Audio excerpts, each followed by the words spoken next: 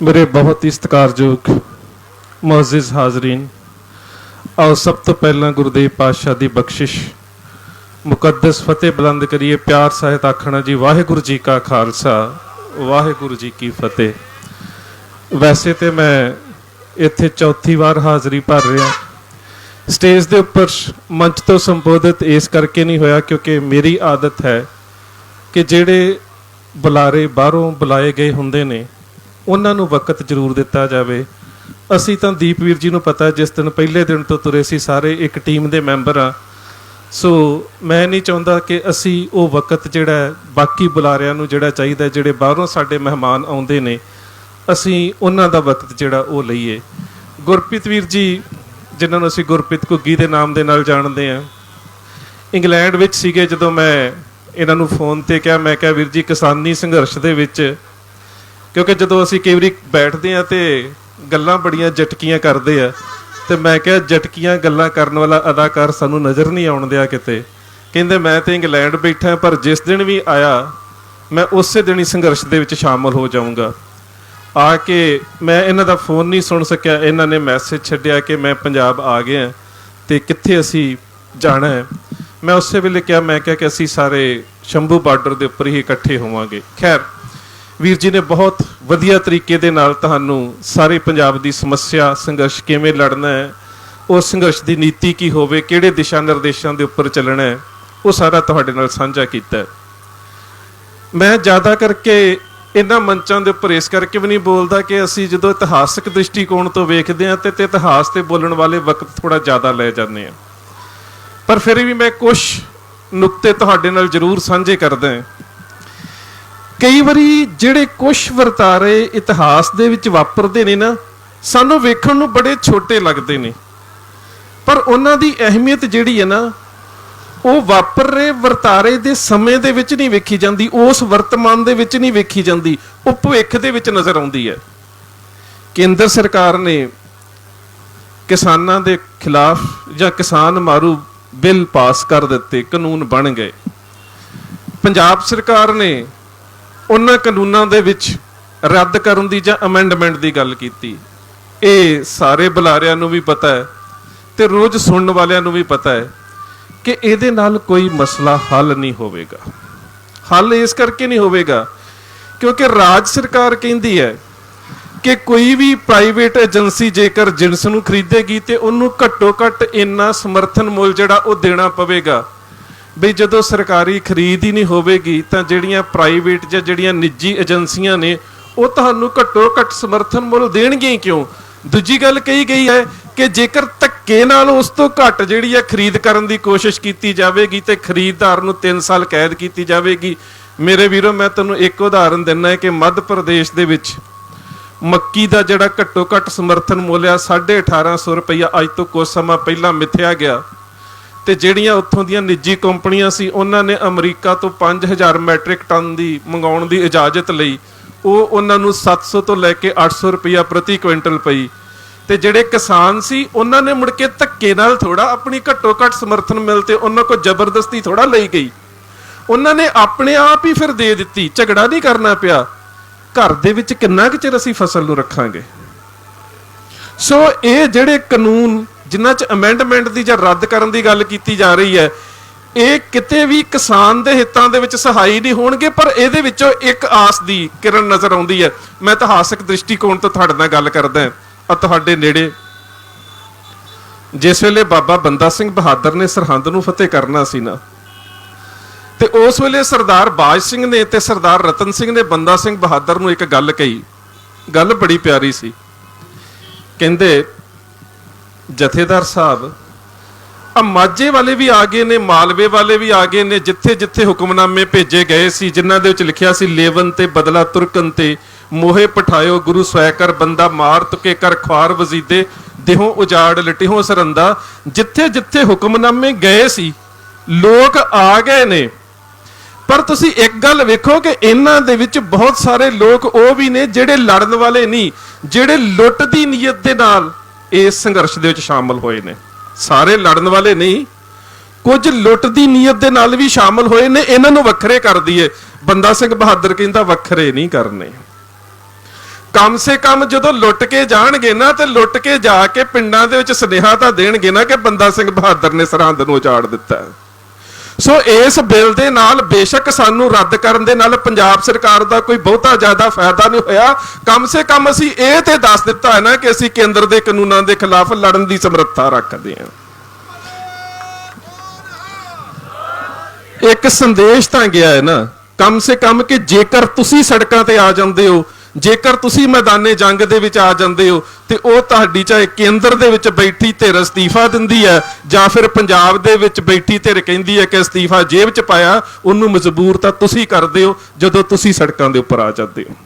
दूसरी गल, ਇਹ ਜਿਹੜੇ ਸੰਘਰਸ਼ किसान ਦਾ संघर्ष, ਇਹ ਬਿਲਕੁਲ ਮੈਨੂੰ ਉਸ रूप ਦੇ ਵਿੱਚ ਇਤਿਹਾਸ ਦੀ ਇੱਕ ਛੋਟੀ ਜੀ ਚਿਣਗ ਨਜ਼ਰ ਆਉਂਦਾ ਹੈ ਜਦੋਂ ਮੁਖਲਿਸ ਖਾਨ ਦਾ ਬਾਜ਼ 6ਵੇਂ ਪਾਤਸ਼ਾਹ ਦੇ ਕੋਲ ਸੀ ਤੇ ਸਾਡੇ ਵਰਗੇ ਜਿਹੜੇ ਹੁਣ ਵੀ ਕਹਿੰਦੇ ਨੇ ਨਾ ਆ ਕੀ ਕਰਨਾ ਸ਼ੰਭੂ ਬਾਰਡਰ ਤੇ ਜਾ ਕੇ, ਆ ਦੀਪ ਬੈਠਾ ਹੈ 2-4 ਦਿਨਾਂ ਨੂੰ ਉੱਠ ਜਾਵੇਗਾ। ਤੇ 6ਵੇਂ ਪਾਤਸ਼ਾਹ ਨੂੰ ਵੀ ਸਾਡੇ ਵਰਗੇ ਢਿੱਲੀ ਜੀ ਕਿਸਮ ਦੇ ਸਿੱਖ ਪਤਾ ਕੀ ਕਹਿੰਦੇ ਸੀ, ਪਾਤਸ਼ਾਹ ਪੰਛੀ ਤਾਂ ਹੈਗਾ ਬਾਜ ਤੋਂ ਕਾਹਦਾ ਲੜਨਾ, ਬਾਜ ਤਾਂ ਹੋਰ ਲੈ ਲਵਾਂਗੇ। ਤੇ ਪਾਤਸ਼ਾਹ ਨੇ ਪਤਾ ਕੀ ਕਿਹਾ ਸੀ, ਤਿੰਤੇ ਬਾਜ ਨਹੀਂ ਅਬ ਦੇਣਾ, ਅਬ ਤਾਜ ਰਾਜ ਤਿੰਤੇ ਸਭ ਲੈਣਾ। ਗੱਲ ਬਾਜ ਦੀ ਨਹੀਂ ਹੈ, ਨਿਸ਼ਾਨਾ ਤਾਜ ਤੇ ਰਾਜ ਦਾ ਹੈ। ਗੱਲ ਹੁਣ ਇੱਥੇ ਕੇਵਲ ਤੇ ਕੇਵਲ ਕਿਸਾਨੀ ਦੀ ਨਹੀਂ ਰਹਿ ਗਈ, ਗੱਲ ਇੱਥੇ ਖੁਦ ਮੁਖਤਿਆਰੀ ਦੀ ਹੈ। ਗੱਲ ਹੁਣ ਤੁਹਾਡੇ ਹੱਕਾਂ ਦੀ ਹੈ, ਗੱਲ ਤੁਹਾਡੀ ਹੋਂਦ ਦੀ ਹੈ, ਗੱਲ ਮੁਖਤਿਆਰੀ ਦੀ ਹੈ। ਹੁਣ ਤੁਸੀਂ ਕਿਸਾਨ ਦੇ ਇਸ ਮੁੱਦੇ ਵਿੱਚੋਂ ਪੰਜਾਬ ਦੀ ਆਨ ਤੇ ਸ਼ਾਨ ਵੇਖਣੀ ਹੈ। ਹੁਣ ਤੁਸੀਂ ਇਸ ਕਿਸਾਨੀ ਦੇ ਬਾਜ ਦੇ ਵਿੱਚੋਂ ਤਾਜ ਤੇ ਰਾਜ ਵੇਖਣਾ ਹੈ। ਹੁਣ ਤੁਸੀਂ ਖੁਦ ਮੁਖਤਿਆਰੀ ਦੇ ਵੱਲ ਤੁਰਨਾ ਹੈ। ਦੂਸਰੀ ਗੱਲ, ਲਾਲਚ ਦਿੱਤੇ ਜਾਣਗੇ। ਮੈਨੂੰ ਪਤਾ ਹੈ ਹਮੇਸ਼ਾ ਪੰਜਾਬ ਦੇ ਨਾਲ ਇਹ ਕੁਝ ਹੁੰਦਾ ਰਿਹਾ, ਰਾਜਨੀਤਿਕ ਧਿਰਾਂ ਜਿਹੜੀਆਂ ਨੇ ਉਹ ਵਿਕਦੀਆਂ ਰਹੀਆਂ ਨੇ ਔਰ ਸਾਨੂੰ ਕਿਹਾ ਵੀ ਜਾਂਦਾ ਹੈ ਕਿ ਜਦੋਂ ਫਿਰ ਸਮਝੌਤੇ ਦੀ ਗੱਲ ਆਉਂਦੀ ਹੈ ਉਦੋਂ ਤੁਹਾਡੇ ਜਿਹੜੇ ਲੀਡਰ ਜਾ ਕੇ ਨੇ ਉਹ ਦਿੱਲੀ ਨਾਲ ਹੱਥ ਮਿਲਾ ਲੈਂਦੇ ਨੇ। ਪਰ ਜਿਹੜਾ ਆਹ ਵਾਲਾ ਧਰਨਾ ਹੈ ਨਾ, ਇਹਨੂੰ ਮੈਂ ਇਸ ਰੂਪ ਦੇ ਵਿੱਚ ਜ਼ਰੂਰ ਵੇਖਦਾ ਕਿ ਇਹਨੇ ਬਾਕੀ ਧਿਰਾਂ ਨੂੰ ਇਸ ਗੱਲ ਲਈ ਮਜਬੂਰ ਕਰ ਦਿੱਤਾ ਹੈ ਕਿ ਹੁਣ ਉਹ ਜਾ ਕੇ ਇਕੱਲੇ ਹੱਥ ਨਹੀਂ ਮਿਲਾ ਸਕਦੇ। ਇਹਦਾ ਇੱਕ ਫਾਇਦਾ ਹੈ ਸਭ ਤੋਂ ਵੱਡਾ, ਜਿਹੜਾ ਕਿ ਇਹ ਜਿਹੜਾ ਸ਼ੰਭੂ ਬਾਰਡਰ ਦੇ ਉੱਪਰ ਤੁਹਾਡਾ ਬੈਠਣਾ ਹੈ ਨਾ, ਇਹਨੇ ਬਾਕੀ ਸਾਰਿਆਂ ਦੇ ਉੱਪਰ ਇੱਕ ਪ੍ਰੈਸ਼ਰ ਗਰੁੱਪ ਬਣਾ ਦਿੱਤਾ, ਇੱਕ ਦਬਾਅ ਕਾਇਮ ਕਰ ਦਿੱਤਾ ਹੈ ਕਿ ਨਹੀਂ, ਇਹ ਜਾਗਰੂਕ ਲੋਕ ਬੈਠੇ ਨੇ, ਇਹ ਰੋਜ਼ ਸਾਨੂੰ ਸੰਬੋਧਿਤ ਹੁੰਦੇ ਨੇ। ਹੁਣ ਦਿੱਲੀ ਜਾ ਕੇ ਟੇਬਲ ਦੇ ਉੱਪਰ ਬੈਠ ਕੇ ਬਿਸਕੁਟ ਖਾ ਕੇ ਤੇ ਚਾਹ ਪੀ ਕੇ ਪੰਜਾਬ ਦੇ ਹਿੱਤ ਵੇਚੇ ਨਹੀਂ ਜਾਣੇ। ਹੁਣ ਪੰਜਾਬ ਦੇ ਲੋਕ ਜਾਗ ਚੁੱਕੇ ਨੇ। ਤੇ ਸੱਚ ਜਾਣਿਓ, ਇੱਕ ਗੱਲ ਨੂੰ ਹਮੇਸ਼ਾ ਯਾਦ ਰੱਖਿਓ, ਮੈਂ ਇਤਿਹਾਸਕ ਦ੍ਰਿਸ਼ਟੀਕੋਣ 'ਚ ਗੱਲਾਂ ਤਾਂ ਬਹੁਤ ਕਰਨਾ ਚਾਹੁੰਦਾ ਸੀ। ਗੁਰਪ੍ਰੀਤ ਵੀਰ ਜੀ ਨੇ ਜਾਣਾ, ਮੈਨੂੰ ਪਤਾ ਇਹਨਾਂ ਨੂੰ ਬਹੁਤ ਚਿਰ ਬਿਠਾਇਆ ਤੇ ਮੈਂ ਤੇ ਵੀਰ ਜੀ ਨੂੰ ਕਿਹਾ ਸੀ ਮੈਨੂੰ ਟਾਈਮ ਨਾ ਦਿਓ, ਮੈਂ ਬਾਅਦ 'ਚ ਫਿਰ ਆ ਜਾਣਾ, ਜਦੋਂ ਤੁਸੀਂ ਕਹੋਗੇ ਮੈਂ ਹਾਜ਼ਰ ਹਾਂ। ਮੈਂ ਇੱਕ ਗੱਲ ਤੁਹਾਡੇ ਨਾਲ ਗੱਲ ਕਰਨਾ ਚਾਹੁੰਦਾ, ਅੱਜ ਤੁਹਾਡੀਆਂ ਫਸਲਾਂ ਜਿਹੜੀ ਪੰਜਾਬ ਸਰਕਾਰ ਨੇ ਵੀ ਗੱਲ ਕੀਤੀ ਹੈ ਨਾ, ਉਹਦੇ ਵਿੱਚ ਜਿਹੜੀ ਘੱਟੋ ਘੱਟ ਸਮਰਥਨ ਮੁੱਲ ਦੀ ਗੱਲ ਆਈ ਹੈ, ਕਣਕ ਤੇ ਝੋਨੇ ਦੀ ਆਈ ਹੈ।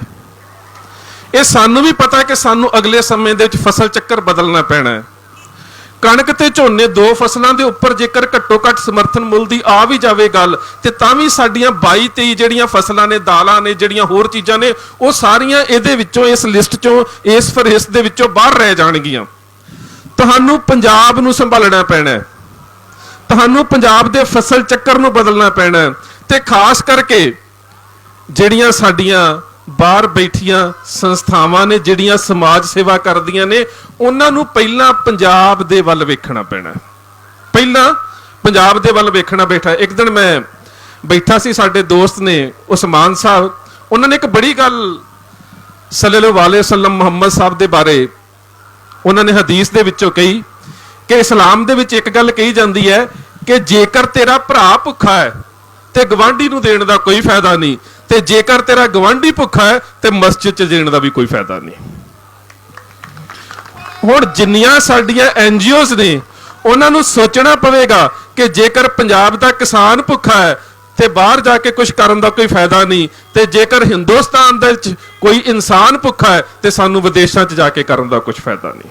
ਸਾਨੂੰ ਪਹਿਲਾਂ ਇਸ ਚੀਜ਼ ਦੇ ਬਾਰੇ ਵੇਖਣਾ ਪਵੇਗਾ, ਕਿਉਂਕਿ ਇਹ ਉਹ ਧਰਤੀ ਹੈ ਗੁਰੂ ਸਾਹਿਬ ਤੁਸੀਂ ਤਾਂ ਕੇਵਲ ਇਹ ਕਹਿ ਰਹੇ ਹੋ ਨਾ ਕਿ ਫਸਲ ਦਾ ਘੱਟ ਮੁੱਲ ਮਿਲ ਰਿਹਾ ਹੈ, ਤੇ ਦੂਜੇ ਬੰਨੇ ਦਿੱਲੀ ਦੀ ਹਕੂਮਤ ਇਹ ਗੱਲ ਕਹਿ ਰਹੀ ਹੈ ਕਿ ਅਸੀਂ ਆਪਣੀ ਇਸ ਕਾਨੂੰਨ ਦੇ ਉੱਪਰ ਔਰ ਨੀਤੀ ਦੇ ਉੱਪਰ ਬਜ਼ੇਦ ਹੈ। ਉਹਨੂੰ ਸ਼ਾਇਦ ਸਾਡੀ ਜਿੱਦ ਦਾ ਨਹੀਂ ਪਤਾ, ਸਾਡੀ ਤਾਂ ਜਿੱਦ ਹੀ ਬੜੀ ਵੱਖਰੀ ਹੈ।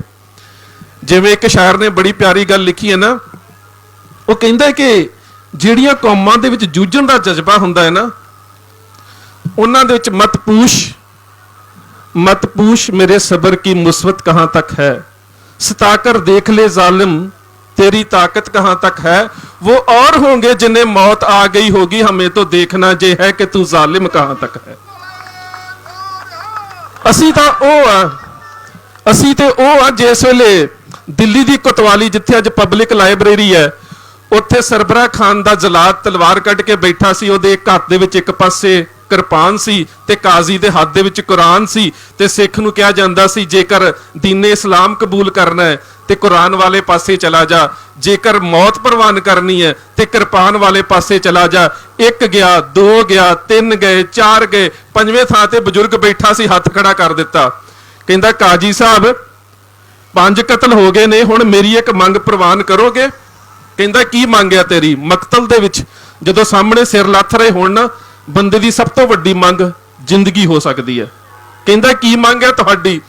ਕਹਿੰਦਾ ਸਾਡੀ ਇਹ ਮੰਗ ਹੈ, ਮੈਂ ਮੋਦੀ ਸਾਹਿਬ ਨੂੰ ਦੱਸਣਾ ਚਾਹੁੰਦਾ ਕਿ ਅਸੀਂ ਕਿਹੜੀ ਮਿੱਟੀ ਦੇ ਬਣੇ ਹੋਏ ਆ। ਕਹਿੰਦਾ ਸਾਡੀ ਮੰਗ ਪਤਾ ਕੀ ਹੈ? ਕਹਿੰਦਾ ਬਾਰ-ਬਾਰ ਪੁੱਛ ਕੇ ਨਾ ਆਪਣਾ ਤੇ ਸਾਡਾ ਵਕਤ ਬਰਬਾਦ ਨਾ ਕਰੋ, ਮੈਂ ਸਾਰਿਆਂ ਦੀ ਗੱਲ ਕਹਿ ਦਿੰਦਾ ਕਿ ਸਾਰੇ ਕਿਰਪਾਨ ਵਾਲੇ ਪਾਸੇ ਜਾਣਾ। ਸਾਡੇ ਚੋਂ ਕਿਸੇ ਨੇ ਵੀ ਈਨ ਨਹੀਂ ਮੰਨਣੀ, ਅਸੀਂ ਸਾਰੇ ਕਿਰਪਾਨ ਵਾਲੇ ਪਾਸੇ ਜਾਣਾ, ਕਿਸੇ ਨੇ ਵੀ ਈਨ ਨਹੀਂ ਮੰਨਣੀ। ਤੇ ਗੁਰੂ ਸਵਾਰਿਓ ਅੱਜ ਤੁਹਾਡੀਆਂ ਫਸਲਾਂ ਦੇ ਉੱਪਰ, ਤੁਹਾਡੀਆਂ ਜਿਣਸਾਂ ਦੇ ਉੱਪਰ ਇਹਨਾਂ ਕਿਸਾਨ ਮਾਰੂ ਬਿੱਲਾਂ ਦੇ ਨਾਲ ਹਮਲਾ ਕੀਤਾ ਜਾ ਰਿਹਾ ਹੈ। ਅਸੀਂ ਇਸ ਮਿੱਟੀ ਦੇ ਪੁੱਤਰ ਹਾਂ, ਇਹਦੇ ਵਾਰਿਸ ਹੈ, ਤੇ ਇਹਦੇ ਵਾਰਿਸ ਜਿਹੜੇ ਨੇ ਨਾ, ਉਹ ਸਿਰ ਦੇ ਕੇ ਆਪਣਾ ਫਰਜ਼ ਕਿਵੇਂ ਨਿਭਾਉਂਦੇ ਨੇ। ਅੱਜ ਜਿਸ ਵੇਲੇ ਅਹਿਮਦ ਸ਼ਾਹ ਅਬਦਾਲੀ ਨੇ ਘੱਲੂ ਘਾਰੇ ਦੇ ਵਿੱਚ ਸਿੱਖਾਂ ਦੇ ਹੱਥ ਵੇਖ ਲਏ ਕਿ ਸਰਦਾਰ ਚੜ੍ਹਤ ਸਿੰਘ ਕਿਵੇਂ ਲੜਦਾ ਹੈ, ਸਰਦਾਰ ਜੱਸਾ ਸਿੰਘ ਆਹਲੂਵਾਲੀਆ ਕਿਵੇਂ ਲੜਦਾ ਹੈ, ਸਰਦਾਰ ਜੱਸਾ ਸਿੰਘ ਰਾਮਗੜੀਆ ਕਿਵੇਂ ਲੜਦਾ ਹੈ, ਤੇ ਸਾਰੀ ਲੜਾਈ ਹਾਰਨ ਤੋਂ ਬਾਅਦ ਉਹ ਜਿਸ ਵੇਲੇ ਪਟਿਆਲੇ ਵਾਲੇ ਆਲਾ ਸਿੰਘ ਦੇ ਕੋਲ ਬੈਠਾ ਸੀ, 6 ਦਿਨ ਉਹਦੇ ਕੋਲ ਰਿਹਾ ਦੇਵੀਦਾਸਪੁਰੇ ਦੇ ਉੱਥੇ ਦੇਵੀਦਾਸਪੁਰ ਦੇ ਕਿਲੇ ਦੇ ਵਿੱਚ, ਤੇ ਫਿਰ ਨਾਨੂ ਸਿੰਘ ਗਰੇਵਾਲ ਵਕੀਲ ਨੂੰ ਭੇਜਿਆ, ਕਹਿੰਦਾ ਸਿੱਖਾਂ ਦੇ ਨਾਲ ਮੇਰੀ ਸੁਲਾਹ ਕਰਾ ਦੇ। ਸੁਲਾਹ ਦੇ ਵਿੱਚ ਵੇਖੋ ਕਿੱਡੀ ਵਧੀਆ ਗੱਲ ਹੈ। ਇੱਕ ਪਾਸੇ ਸਿਰਾਂ ਦੇ ਮੁੱਲ ਪੈ ਰਹੇ ਨੇ, ਇੱਕ ਪਾਸੇ ਫੜ ਕੇ ਮਾਰਿਆ ਜਾ ਰਿਹਾ ਹੈ, ਇੱਕ ਪਾਸੇ ਕਤਲ ਕੀਤਾ ਜਾ ਰਿਹਾ ਹੈ। ਇੱਕ ਦਿਨ ਦੇ ਵਿੱਚ 40,000 ਸਿੱਖ ਕਤਲ ਹੋਇਆ, ਬੱਚਿਆਂ ਦੇ, ਬਜ਼ੁਰਗਾਂ ਦੇ, ਔਰਤਾਂ ਦੇ ਢੇਰ ਲੱਗੇ ਪਏ ਨੇ ਲਾਸ਼ਾਂ ਦੇ, ਤੇ ਉਹਦੇ ਬਾਵਜੂਦ ਸਿੱਖਾਂ ਨੂੰ ਰਾਜੀਨਾਮੇ ਦਾ ਸੁਨੇਹਾ ਭੇਜਿਆ ਜਾ ਰਿਹਾ। ਤੇ ਸੁਨੇਹਾ ਬੜਾ ਵਧੀਆ ਜੇ, ਉਹ ਕਹਿੰਦਾ ਕਿ ਸਿੱਖਾਂ ਨੂੰ ਕਹਿ ਮੇਰੀ ਅਧੀਨਗੀ ਪ੍ਰਵਾਨ ਕਰ ਲੈਣ, ਸਿੱਖਾਂ ਨੂੰ ਕਹਿ ਮੇਰੀ ਅਧੀਨਗੀ ਪ੍ਰਵਾਨ ਕਰ ਲੈਣ। ਸਿਰ ਬਚ ਸਕਦੇ ਨੇ, ਪਰਿਵਾਰ ਬਚ ਸਕਦੇ ਨੇ, ਸਭ ਕੁਝ ਬਚ ਸਕਦਾ ਹੈ। ਬਸ ਨਜ਼ਰਾਨੇ ਦੇ ਤੌਰ ਤੇ ਛਮਾਹੀ ਹਰ 6 ਮਹੀਨਿਆਂ ਦੇ ਬਾਅਦ ਮੈਨੂੰ ਥੋੜਾ ਜਿਹਾ ਬਾਜਰਾ, ਜਵਾਰ, ਮੋਠ, ਗਵਾਰਾ, ਜਿਹੜੀਆਂ ਉਦੋਂ ਪੰਜਾਬ 'ਚ ਫਸਲਾਂ ਹੁੰਦੀਆਂ ਸੀ, ਮੈਨੂੰ ਇਹ ਚੀਜ਼ਾਂ ਦੇ ਦਿਆ ਕਰਨ, ਰਾਜ ਬਚ ਸਕਦਾ ਹੈ। ਤੇ ਸੱਚ ਜਾਣਿਓ ਅਸੀਂ ਪੰਜਾਬ ਦੀ ਉਸ ਮਿੱਟੀ ਦੇ ਵਾਰਿਸ ਹੈ, ਪਰ ਇਸ ਗੱਲ ਨੂੰ ਲੱਭੇ ਹੋ ਕੇ ਸੋਚੀਏ ਤੇ ਸੌਦਾ ਤੇ ਬੜਾ ਸਸਤਾ ਹੈ ਨਾ, ਵੀ ਮੋਠ ਦੇ ਦਿਓ, ਬਾਜਰਾ ਦੇ ਦਿਓ, ਗਵਾਰਾ ਦੇ ਦਿਓ, ਮੱਕੀ ਦੇ ਦਿਓ, ਜਾਨ ਬਚਦੀ ਹੈ।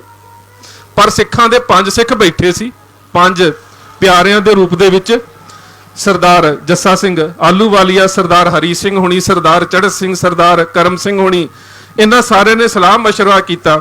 ਤੇ ਸਲਾਹ ਮਸ਼ਵਰਾ ਕਰਕੇ ਜਿਹੜਾ ਅਬਦਾਲੀ ਦੇ ਏਲਚੀ ਨੂੰ ਸੁਨੇਹਾ ਭੇਜਿਆ ਹੈ ਨਾ, ਉਹ ਸਰਦਾਰ ਸੋਹਣ ਸਿੰਘ ਸੀਤਲ ਨੇ ਕਵਿਤਾ ਦੇ ਵਿੱਚ ਲਿਖਿਆ, ਉਹ ਸਮਝ ਲਿਓ ਕਿ ਅੱਜ ਸਾਡਾ ਸੁਨੇਹਾ ਦਿੱਲੀ ਨੂੰ।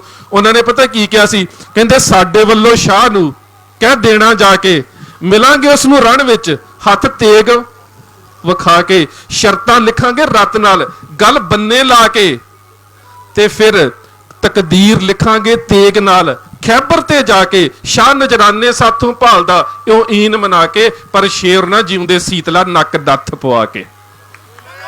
ਅਸੀਂ ਨੱਕ ਦੇ ਵਿੱਚ ਨੱਥ ਪਵਾ ਕੇ ਨਹੀਂ ਜੀਣਾ। ਗੋਡੇ ਟੇਕਣ ਦੇ ਨਾਲੋਂ ਇਹ ਪੰਜਾਬ ਦੀ ਮਿੱਟੀ ਦੇ ਵਾਰਿਸ ਸਿਰ ਲਹਾਉਣਾ ਤਾਂ ਕਬੂਲ ਕਰ ਸਕਦੇ ਆ, ਅਧੀਨਗੀ ਸਵੀਕਾਰ ਨਹੀਂ ਕਰਦੇ। ਸੋ ਇੰਨੀਆਂ ਕੁ ਬੇਨਤੀਆਂ ਪ੍ਰਵਾਨ। ਫਤਿਹ ਦੀ ਸਾਂਝ ਪਿਆਰ ਸਹਿਤ ਆਖਿਓ ਜੀ। ਵਾਹਿਗੁਰੂ ਜੀ ਕਾ ਖਾਲਸਾ, ਵਾਹਿਗੁਰੂ ਜੀ ਕੀ ਫਤਿਹ। प्राइड पंजाब टीवी सब्सक्राइब करना ना भूलना।